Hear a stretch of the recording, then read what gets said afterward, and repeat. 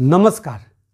हम सभी जानते हैं कि नई पेंशन स्कीम पूरी तरह से बाजार और शेयर आधारित है। अब जबकि हिंडनबर्ग रिसर्च के रिपोर्ट आने के बाद जिस तरह से तथाकथित अदानी ग्रुप की कलई खुली है और 27 जनवरी का फ्राइडे दिन ब्लैक फ्राइडे साबित हुआ है, एक झटके में अदानी समूह की तमाम कंपनियों के शेयर मूल्य धड़ाम हो चुके हैं। और जब महज 2 दिन के भीतर LIC के करीब 18,000 करोड़ रुपए डूब चुके हैं और SBI समेत तमाम भारतीय बैंकों की चिंताएं बढ़ती जा रही हैं, वहीं राजस्थान के मुख्यमंत्री अशोक गहलोत ने एक ट्वीट कर शिक्षकों और कर्मचारियों के भविष्य के ऊपर मंडरा रहे खतरे को देखते हुए पुरानी पेंशन की जरूरत को एक बार फिर जस्टिफाई किया है। मित्रों, मैं आज के इस वीडियो में एक एक बात बताऊंगा, समझाऊंगा, लेकिन इससे पहले आपसे गुजारिश है कि इस चैनल को जरूर सब्सक्राइब कर लें। अक्सर हम लोगों में से कुछ लोग यही समझते होंगे कि अदानी बर्बाद हो रहे हैं, लेकिन एक सच्चाई यही है कि सिर्फ अदानी समूह नहीं बल्कि देश की अर्थव्यवस्था खतरे में पहुंच चुका है। आम निवेशक की पूंजी खतरे में है, हमारी आपकी गाढ़ी कमाई खतरे में है। देश के आम निवेशकों के लाखों करोड़ रुपए डूब चुके हैं। आप सोचिए कि जब विश्व के तीसरे नंबर पर अपनी अमीरी का डंका बजाने वाले गौतम अदानी धड़ाम होते शेयर बाजार में खुद को संभाल नहीं पाए और रैंकिंग खिसक कर 7वें नंबर पे जा पहुंची, कल का क्या होगा कुछ नहीं पता। तो फिर आपकी हमारी बिसात क्या है? हमारे बुढ़ापे की पूरी पूंजी ही बाजार के हवाले कर दिया गया। क्या इसी बाजार आधारित NPS से हमारी बुढ़ापे की नैया पार होगी? हमारे NPS फंड की एसेट एलोकेशन किसे किया गया है? करीब 35-36% SBI पेंशन फंड स्कीम को, लगभग 31-32% UTI retirement solution pension fund scheme को और लगभग 32-33% LIC पेंशन फंड को। और वर्ष 2022 के दौरान जो रिटर्न थे वह हमारे लिए काफ़ी निराशाजनक रहे। और हमें तो इतना भी नहीं पता कि हमारे NPS के पैसे को कहां कैसे इन्वेस्ट किया जा रहा है, और जो हमें रिटर्न मिल रहा है मुझे तो नहीं लग रहा कि वह हमारे बुढ़ापे के लिए पर्याप्त है। अगर वाकई पर्याप्त होते तो फिर NPS के दायरे में आने वाले शिक्षक कर्मचारी जो रिटायर हुए उन्हें 1,000-2,000 की पेंशन से क्यों संतोष करना पड़ रहा?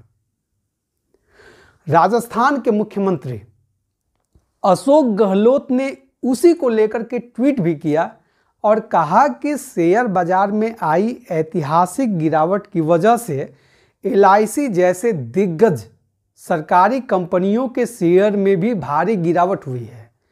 NPS की राशि का बड़ा हिस्सा शेयर बाजार में निवेशित है जो इससे प्रभावित हुआ है। अशोक गहलोत आगे लिखते हैं कि हमारी सरकार यानी राजस्थान सरकार ने पेंशनर्स के हित में ऐसी अनिश्चितताओं को खत्म करने के लिए ही पुरानी पेंशन लागू की है।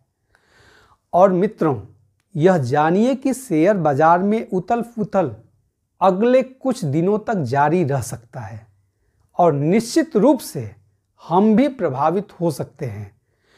अर्थव्यवस्था में उथल पुथल का असर सिर्फ कंपनियों और निवेशकों तक सीमित नहीं होते, प्रत्यक्ष या परोक्ष आम आदमी भी प्रभावित होता है।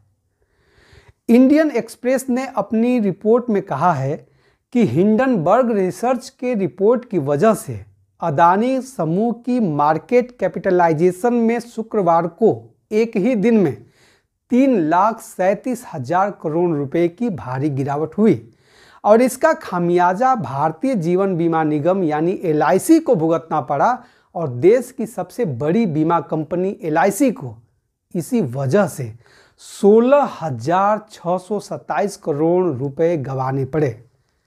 आप जानिए कि अदानी ग्रुप की सबसे बड़ी 5 कंपनियों में LIC सबसे बड़ी घरेलू नॉन प्रोमोटर इन्वेस्टर है और अब महज 2 दिनों में अदानी समूह की कंपनियों में LIC के निवेश का मूल्य 22% गिर गया।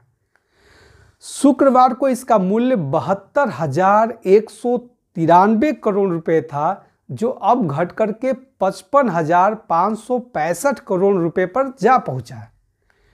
इतना ही सब कुछ नहीं है, भारतीय बैंकों ने भी अदानी ग्रुप की कंपनियों को करीब 80,000 करोड़ रुपए का कर्ज दे रखा है।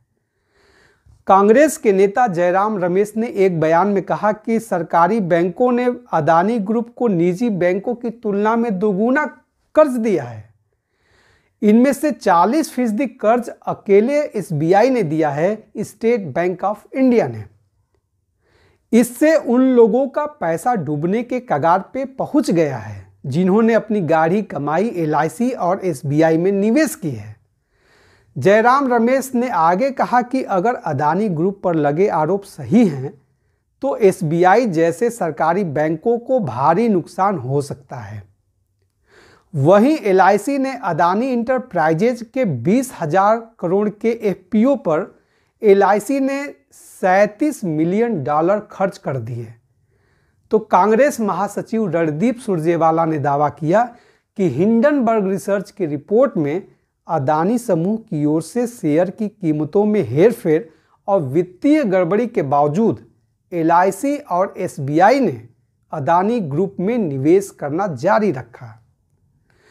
मित्रों, कांग्रेस के इस राज्यसभा सांसद रणदीप सुरजेवाला ने सरकार से सवाल भी पूछा है कि आखिर SBI कर्मचारी पेंशन फंड और SBI लाइफ अदानी ग्रुप में इतना कुछ होने के बावजूद भी 225 करोड़ रुपए क्यों निवेश कर रहा है। दरअसल अमेरिका की बेहद विश्वसनीय माने जाने वाली हिंडनबर्ग रिसर्च के रिपोर्ट में अदानी ग्रुप के ग्रोथ को इतिहास का सबसे बड़ा कॉर्पोरेट घोटाला बताया गया है। रिपोर्ट में अदानी ग्रुप पर गंभीर आरोप लगाए गए हैं। कहा गया है कि अदानी समूह ने शेयरों में फेरबदल किया और ऑडिट में कथित अनियमितताएं की।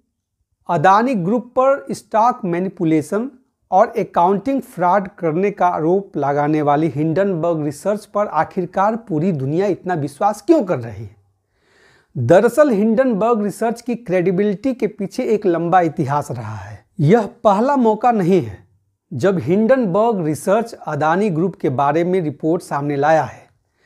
इससे पहले दुनिया भर में दर्जनों बार ऐसे मौके आए हैं जब इस अमेरिकी फाइनेंशियल फोरेंसिक रिसर्च कंपनी ने अनेकों कंपनियों के रिसर्च रिपोर्ट उजागर किए।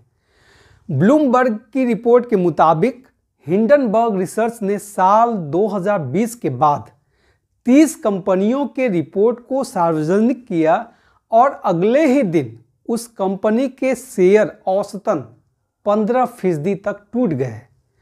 मैं एक वाकया बताता हूं। एक इलेक्ट्रिक ट्रक निर्माता है निकोला कॉर्प। सितंबर 2020 की घटना है जब हिंडनबर्ग रिसर्च ने इस निकोला कॉर्प को लेकर के एक रिपोर्ट पब्लिश की और बताया कि कैसे इस कंपनी ने डाटा में हेरफेर की है और इन्वेस्टर के साथ धोखा कर रही है।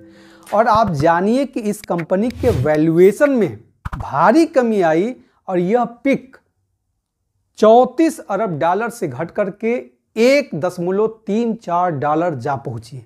यही नहीं, बाद में अमेरिकी ज्यूरी ने निकोला के संस्थापक को निवेशकों से झूठ बोलने के आरोप में दोषी भी ठहराया था। एक बार नहीं, 2 बार नहीं, बल्कि कई बार हुआ है। Wins Finance, Genius Brands, SC Rocks, HF Foods, Bloom Energy समेत तमाम ऐसी कंपनियां हैं जिनकी पोल हिंडनबर्ग रिसर्च ने खोली है। यही कारण है कि इन्वेस्टर्स अदानी ग्रुप को लेकर हिंडनबर्ग रिसर्च के रिपोर्ट को बहुत ही सीरियस ले रहे हैं। कल सोमवार है, कल क्या कुछ होता है यह देखने वाली बात होगी। एक देश के नागरिक होने के नाते हम तो यही चाहेंगे कि शेयर बाजार में उथल पुथल बंद हो। आप भी अपनी राय मुझे ज़रूर लिखें। अब मुझे इजाज़त दें। धन्यवाद।